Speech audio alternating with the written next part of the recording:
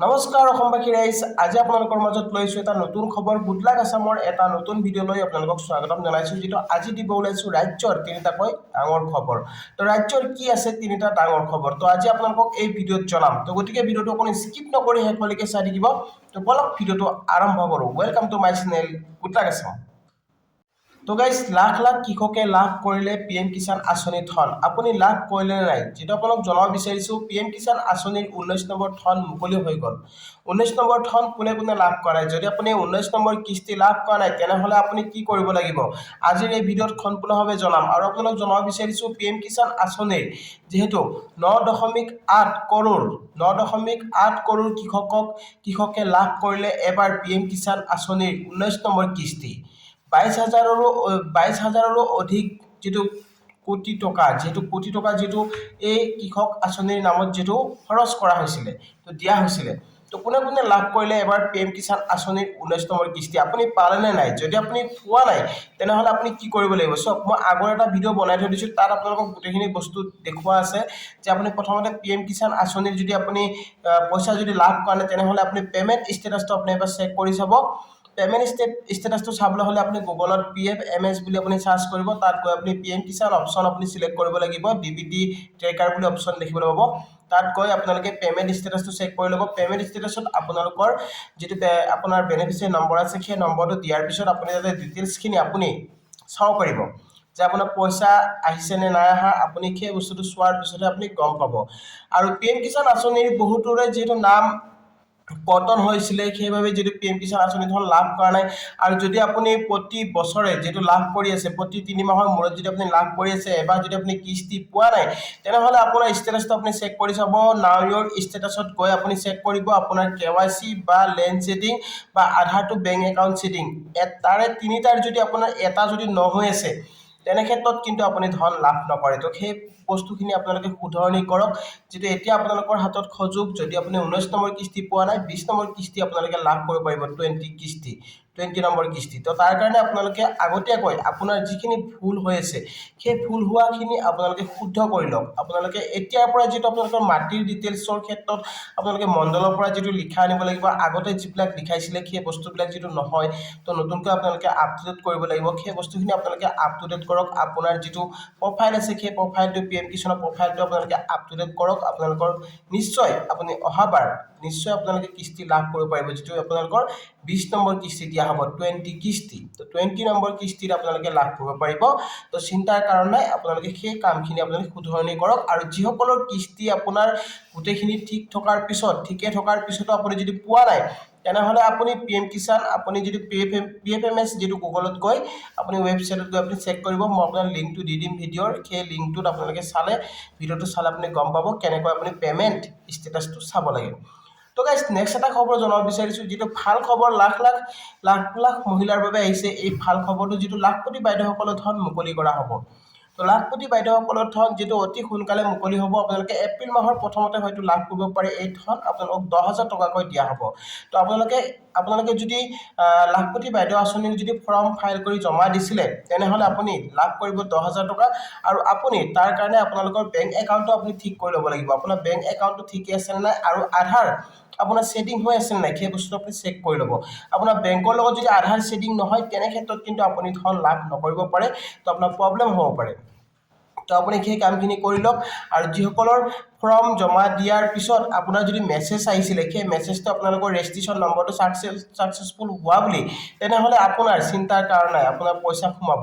তো আপুনি নিশ্চিত থাকক। যিহেতু অহা মাহৰ এপ্ৰিল, তো মাৰ্চৰ পিছতে এপ্ৰিলৰ প্ৰথম সপ্তাহত আপোনালোকে লাভ কৰিব পাৰিব 10,000 টকা, যিটো লাখ লাখ মহিলাক দিয়া হ'ব এবাৰ, যিহেতু 10,000 টকাকৈ। তো যিটো মুখ্যমন্ত্ৰী যিটো ঘোষণা কৰিছিলে, আপোনালোকক যিটো দিম বুলি কৈছিলে 10,000 টকাকৈ আপোনালোকক ব্যৱসায় কৰাৰ নামত, যিসকল আত্মসহায়ক গোটৰ মহিলা আছে, সেই গোটৰ মহিলাসকলক 10,000 টকাকৈ দিম বুলি কৈছিলে আপোনাক ব্যৱসায় কৰাৰ নামত।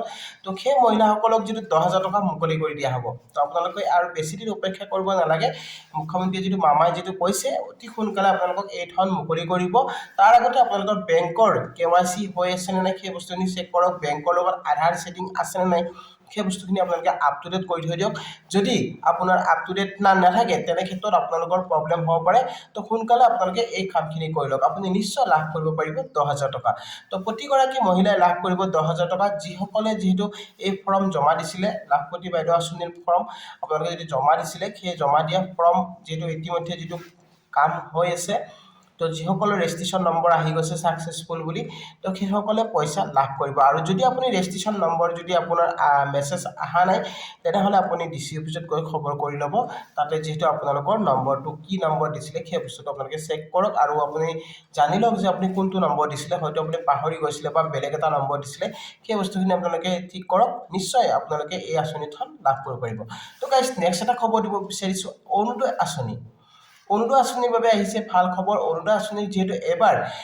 যেহেতু আপোনালোকে সকলোৱে জানে 20 লাখ মহিলাক নতুনকৈ যেটো অৰুণোদয় আঁচনি দিম বুলি কৈছিলে আৰু অৰুণোদয় আঁচনি প্ৰশেষ যেটো শেষ হৈ গৈছিলে প্ৰশেষত বহু লোকে যেটো ডকুমেন্ট জমা কৰিছে আপুনিও যদি ডকুমেন্ট জমা কৰিছিলে তো আপোনাৰ বাবে যেটো এটা ভাল খবৰ আহিব যেটো আপোনালোকক এখন নতুন লিষ্ট দিয়া হ'ব সেই নতুন লিষ্টখনত আপোনাৰ নাম থাকিব লাগিব যদি আপোনাৰ সেই নতুন লিষ্টখনত আপোনাৰ নাম থাকে তেনেহলে আপুনি অৰুণোদয় আঁচনি সুবিধা লাভ কৰিব পাৰিব 3 তো 3 সুবিধা কোনে কোনে লাভ কৰিব যিসকলৰ ৰেচন কাৰ্ডত আপোনাৰ 3জন বা 4জন যে সৰি আপোনাৰ 4জন মেম্বাৰ হ'ব লাগিব যদি আপোনাৰ ৰেচন কাৰ্ডত 4জন মেম্বাৰ হৈ আছে তেনেহলে আপুনি অৰুণোদয় আঁচনি লাভ কৰিব পাৰিব আৰু যদি আপোনাৰ ৰেচন কাৰ্ডত 2জন বা 1জন থাকে তেনেহলে আপুনি এই সুবিধা লাভ নকৰে তো তাৰ কাৰণে আপুনি 4জন মেম্বাৰ হ'ব লাগিব আৰু আপোনাৰ আৰ্থিক ইনকাম যেটো কোৱা হৈছে ইয়াতে 4 লাখতকৈ তলত হ'ব লাগিব আপুনি 4 লাখত বেছি হ'ব নোৱাৰে আৰু আপোনালোকৰ পৰিয়াল 4জন হ'ব লাগিব তেতিয়াহে আপুনি এই সুবিধা লাভ কৰিব পাৰিব আৰু অৰুণোদয় আঁচনি আপুনি যদি আপুনি লাভ কৰিম বুলি ভাবিছে তেনেহলে আপোনালোকে আৰু এটা কাম কৰিব লাগিব আপোনাৰ ৰেচন কাৰ্ড যিখন আছে সেই ৰেচন কাৰ্ডখন আপোনালোকে মানে আপোনাৰ আধাৰৰ লগত আপুনি লিংক কৰাই ল'ব কিয়নো সেই আধাৰৰ লগত যেতিয়া আপুনি লিংক কৰাব তেতিয়া আপোনাৰ সমস্যা নাথাকে তেতিয়া আপোনালোকৰ ৰেচন কাৰ্ডৰ মানে আপুনি অৰুণোদয় আঁচনিৰ বাবে আপুনি যোগ্য হ'ব যেহেতু মুখ্যমন্ত্ৰীয়ে জনাইছে যে ৰেচন কাৰ্ড থাকিলে নহব আপোনাৰ ৰেচন কাৰ্ডখন আধাৰৰ লগত লিংক কৰাব কোৱা হৈছে তো লিংক কৰিব দিয়া হৈছে আপোনালোকে যদি লিংক কৰা নাই তেনেহলে আপুনি লিংক কৰি লওক আৰু লিংক কৰাৰ পিছত আপুনি অৰুণোদয় আঁচনি আপুনি 3 সুবিধা লাভ কৰিব পাৰিব আৰু পুৰণি হিতাধিকাৰীসকলে যেহেতু বহুতে লাভ কৰা নাই অৰুণোদয় আঁচনি ধন যিসকলে অৰুণোদয় আঁচনি ধন লাভ কৰা নাই যিসকল যোগ্য মহিলা আছে তো আপোনালোকে যেটো চিন্তা কৰিব নালাগে আপোনালোকক যেটো চৰকাৰে কৈছে সকলোকে দিয়া হ'ব এই সুবিধা তো আপোনালোকে এটা কাম কৰিব পাৰে আপোনালোকে এখন এপ্লিকেশন লিখি আপোনালোকে ডিসি অফিসত জমা দিয়ক বা আপোনালোকে পঞ্চায়তত জমা দিয়ক যে আপোনালোকে এজন যোগ্য হিতাধিকাৰী হয় আৰু পুৰণি হিতাধিকাৰী বহুতো হিতাধিকাৰীয়ে যেহেতু ডকুমেন্ট জমা কৰা নাই যদি আপুনি পুৰণি হিতাধিকাৰী হয় যদি আপুনি ডকুমেন্ট জমা কৰিছে তেনেহলে আপুনি নিশ্চয় লাভ কৰিব আৰু অৰুণোদয় প্ৰশেষত যেটো পুৰণি হিতাধিকাৰী সকলকো